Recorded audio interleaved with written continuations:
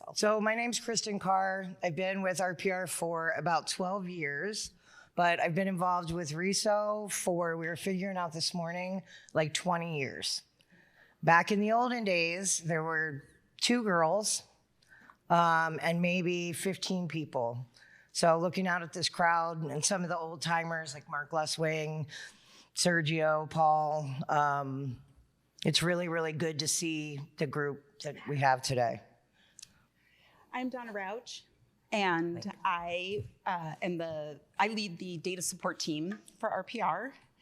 I've worked for RPR since 2009 when we started, and I've been in the industry since 1998 in a support role back then as well, and had various positions throughout the time. So if you're not familiar with RPR, we're a wholly owned subsidiary of the National Association of Realtors. We're a dues-funded member benefit. RPR is available to all realtors and realtors only, not non-realtor licensees. We have 166 million parcel records, and then on top of that, we layer listings, deeds, mortgage, schools. We have 97%, I might be up there, 96.8, I was good with my guess, percent of the residential listings in the US. Through the data support team, every issue that is reported to our call center, we research, but not only do we research that individual ticket, we look at it globally. Over the years, on the public record side, we have improved 20 million records. And not only have we improved that record for RPR, we've worked with our vendor so that we correct that record at the source, so at the county, which obviously means that the entire industry benefits from that research and that correction. So I think that's pretty substantial over the years. So why does RPR participate in RESO? We reached out to our coworkers who have some kind of touch with RESO. And really, RESO standards help us define our technologies when we're creating something new. There's networking, and there's a lot of reference, like the data dictionary is a good reference tool for us.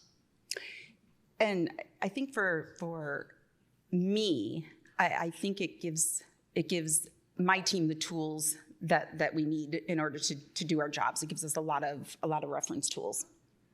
Ready. So I love this. Donna's got her own perspective. I have my perspective. But how many people have taken the Working with Real Estate Data course? So that's not enough people. You guys want more people. When RESO first rolled that out, Donna and I did the beta testing for SAM, and we both were kind of floored by that. I've been in the industry since I was 23, and I'll be 50 in December. So a really, really long time. But I learned stuff, and I saw things from a perspective I maybe hadn't seen before. I have an MLS background. I did MLS stuff for 15 years. So that kind of has driven the way I look at things, but it was a really good opportunity to kind of see things a little bit differently. I'm gonna let Donna give her perspective, but we require all new staff as part of the onboarding process to take the Working with Real Estate Data course. It's beneficial to our folks who've been in the industry forever because they get the same, kind of change in perspective. But also, we obviously hire product people who have no idea about real estate. They're really, really good, maybe developers, but they don't know our industry. I think that I think Jeff Young would agree with this. I think Kristen and I, for RPR, we present very different views in terms of when we work together. Kristen has a very global view, whereas for me, it's always very focused. It's always about my team, the data, and I think that for the RESO class, I think my perspective was all about my team, and I was very surprised that the course presented information that would be new for my team. It gave us a perspective about brokers that I thought would be incredibly valuable for my team. And so immediately I wanted to have my entire team take that course. And it really was. They found value in taking that course. And these are people who've had, collectively, we've had 100 years of experience in real estate. So they're not newbies. So it was worthwhile. We did get positive feedback from everyone. A bunch of the existing staff jumped on, and I don't know, maybe like 20, 25 of our staff members took it when it rolled out officially, anywhere from somebody at the call center to senior management, and everybody had positive. I tracked all of their comments, and there wasn't one negative review. So we want to participate in work groups. This is where we're getting to like the real beef of how you can do this. So take notes, take it back to your organization. Our VP of product said several years ago, we want to know what we need to know when we need to know it.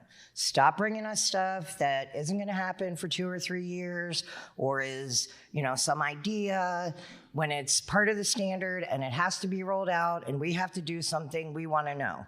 Well, for those of us who aren't in product, well, maybe the product people get this too, that just doesn't work.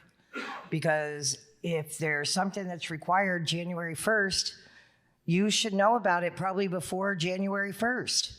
So we're noodling over how to not waste anybody's time, how to get information back to product and not have always, the QA manager or the developer or whatever having to sit on work groups that might be, a lot of a waste of their time. So we looked at all of the work groups and what we can get out of it, of course, but also, what we can give back. We might not get anything out of this work group, but we have a lot of experience in it, so we can contribute. And I think and again, this goes back to where Kristen and I work really well together. Yes. And usually about this time of year, probably like many of you, I start to look at my team and professional development for the next year and where I can get high value for them and low cost. Jeff Young. And so I started to think about the RESO Workgroups, which at that point, I was just starting to get my feet wet. And so my team, they are, in my opinion, a group of brilliant people. And so I started to think about those work groups, and in one of my many calls per week with Kristen, in talking about product and how to get that information back to them, her and I were brainstorming and talked about adding them to work groups.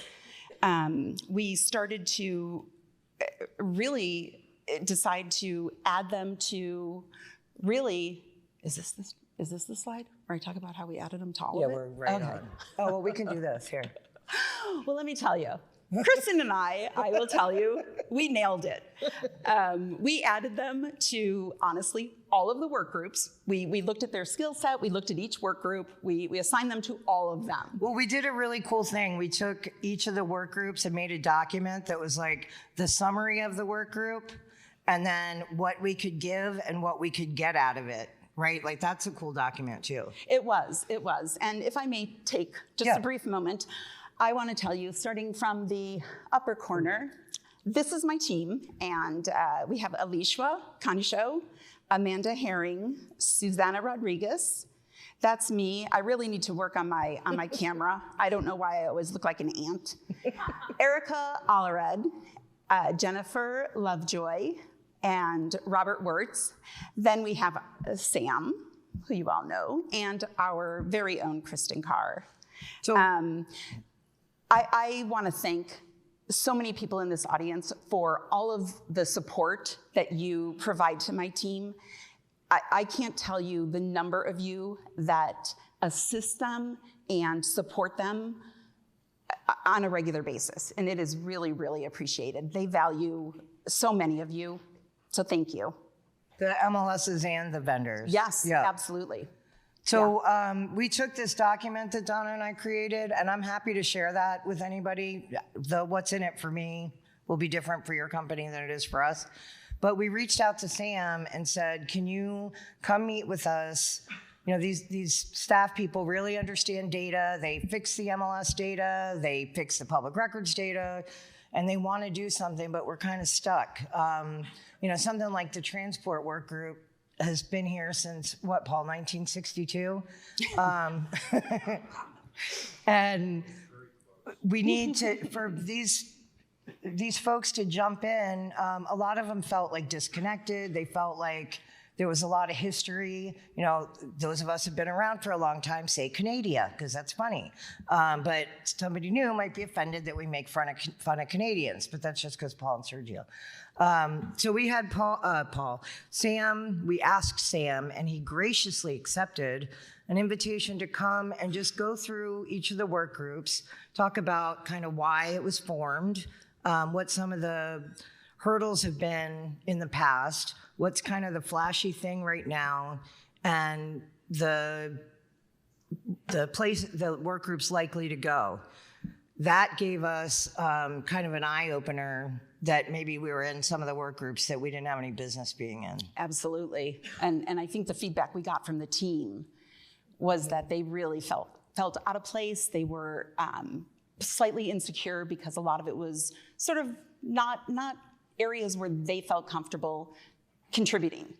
And I think that made a difference. Yeah, we didn't want the people to be sitting on a call feeling like they don't have any business being there, right? If they're going to spend that hour every month, they need to feel like, you know, we don't want to make them feel like they're dumb, right? Right, exactly. And I think that in some cases, some of the work groups may be where they listen and they take back information. It's not, it may not always be, some of the work group leads may not like this, but it may not always be about the information they can contribute, but it may be about taking that information back, like we said, to our product team, who is not able to sit on every single work group call. Whereas other ones, Data Dictionary, they probably have quite a bit of significant contribution and information to share because of their experience with data and mapping and all of that good stuff. So write this down too, this is good. We looked at all the work groups. We had Sam come in and do the meeting. We tried to ask the staff who wanted to participate where. And then it was really important to us to make a workflow that was repeatable and reportable, so that if we had something that we deemed important, oh, I went backwards, sorry. Oh no. It's common there when we go. Work together. So again, we go back to the comment from Mark Suki. We want to know what we need to know when we need to know it. And how do you do that, right? So what we did was build out, you can see some screenshots of our Salesforce build out. But each RESO work group has an account in Salesforce, and then we have reports that Donna's team, every month when they sit in on a work group, they put a summary and just a little flag that says, you know, this is something that somebody else needs to pay attention to. Ask your question. Remember you asked, how does your team know? Right, actually, so one of the questions I had to Kristen is that, how in the world do we expect me and my team to know what our product team needs to know, right? I can't even imagine being able to be inside their brain and think like them and know what they need to know. So my opinion, and I think I'm right, as usual, I think I'm right, is that if the work group's doing something that takes a vote, or it's something that's been talked about for a long time, and it's obviously not just a, you know, quick discussion one time, that kind of clues the work group member in to just hit that flag. And you know what? If it ends up being something they don't need to know about, then product can just unflag it. We have a quarterly report that we give to the product team so that they can see the monthly summaries. And I think they even copy the notes that come out of the work group and put that in the status field. I think that's how they do it. Do we have anything else on there? Oh yeah, we get a notification if something's flagged as important, and our product team doesn't have access to Salesforce, so all that stuff comes to me, and I forward it to product. Right, and one of the things, again, going to that professional development, one of the things, and probably for a lot of you who likely manage teams, one of the things that I think really helped is probably a lot of your staff are at their desks doing their job. The RESO Workgroups give my team the opportunity to interact with the industry. They don't come to the RESO meetings, but it gives them a chance to interact with the industry on monthly, quarterly basis. And it also gives them the opportunity to, Jennifer Lovejoy worked with Kristen Carr to set all of that reporting up, which gave Jennifer the chance to work with a leader in the company other than me, which was, I think, a really good opportunity for Jennifer to learn from a leader other than me. Jennifer has worked on my team for several years. We worked together quite a bit, and it was a really good experience for her as well. It was for me too. It was fun. And that, we're winding down, but the really cool thing about RESO is you take off or most of us do, there's a couple that don't, and they're wrong. You take off your competitor hat when you walk in the door. This community doesn't look at, where you get your paycheck, because if you're around long enough, you know that you work at this company now, and there's no guarantee that 5 years from now you're not going to work somewhere else. It's a community of people being helpful. This morning at breakfast, Paul Hethman and there's a bunch of us sitting at the table, and I had an SSO question that I'm not very technical, so I know enough to be able to figure out a way to ask a question in a way that somebody like Paul could understand. And I was saying, SSO is 5. What if you do 3? And Paul got that, and he took his breakfast time to explain to me what I needed to know. And there's any number of people that I've met through RESO that I can call and say, I don't really understand this. Before I talk to somebody I work with who thinks I'm a knucklehead already, can you help me figure this out? And then the staff is awesome. Suzanne can tell you that for every conference, I somehow screw up one of our registrations or forget to get my hotel, or I do something wrong all the time. And Meredith, Claire, Suzanne, Sam jump to help us. So that makes our organization want to contribute more to this organization. As a wholly owned subsidiary of NAR, we also want to support industry initiatives that make things better for the end user who's the member. Absolutely. I have not been involved in RESO. I think during COVID, I was able to do the online conferences, which was great. And then when we came back in person, I was able to start to come to the in-person ones, which has been fantastic. And it's become a little bit of a joke, but each time we come in person, I asked Kristen to set up a meeting with Mike Wurtzer from FBS so that I can tell him face-to-face how much support my team gets from his team at FBS. And I think he may go to the board and ask for a restraining order. Because you fangirl FBS because so much. I sort of stalk him at these meetings at this point. But it's great. I was able to to really tell him face to face how great it is to have that support from his team. And I hope that he takes that back to his team, and we continue to get that incredible support from them. Another thing that we didn't talk about in our talking about these slides is that you get those comments. We get those comments from other people. You know, we primarily work with MLSs and MLS system vendors. We do integrate with some third parties, so we work with those guys too. But I come to RESO meetings and somebody will say, oh man, you know, that Amanda Heron sure does help me with my MLS data when there's a problem. You know, thank you so much. Make sure you take that back. And we do take it back. It does, but remember also, it must have been the last meeting where it was entirely another company, and we happened to know the person in their company who they needed to go to ask about a licensing question. Yeah, somebody came to us and wanted to integrate with RPR, and I was like, yeah, no, you don't want to do that because it doesn't make any sense. Go talk to, you know, Joe Blow at your company, and they'll help you solve your problem. So it is this conference. The work groups are fantastic. So before we wrap up, we have this is Kristen here still? No. Chris Senior? Nuh-uh. Is that you saying that? I can't see because of the lights.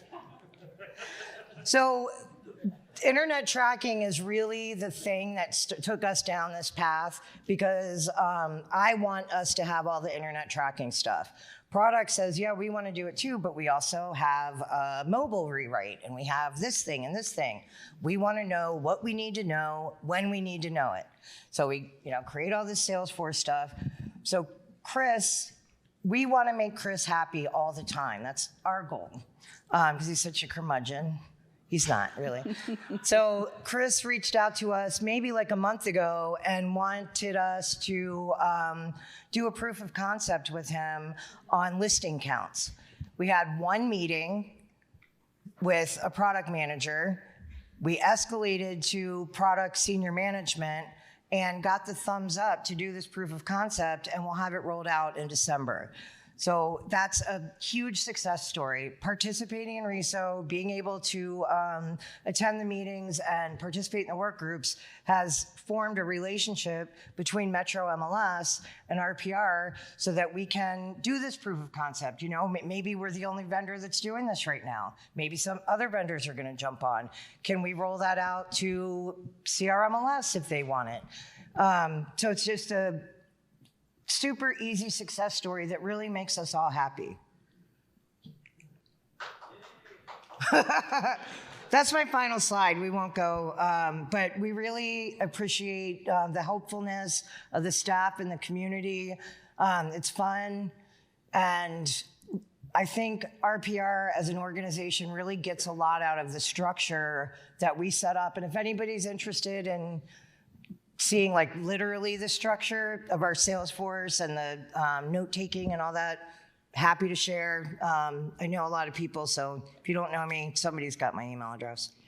And I want to say, if you want to know the role my staff plays and how we found that they fit in the work groups, I'm happy to talk to you about that, and maybe how your staff could also find their place, because it really is a great fit.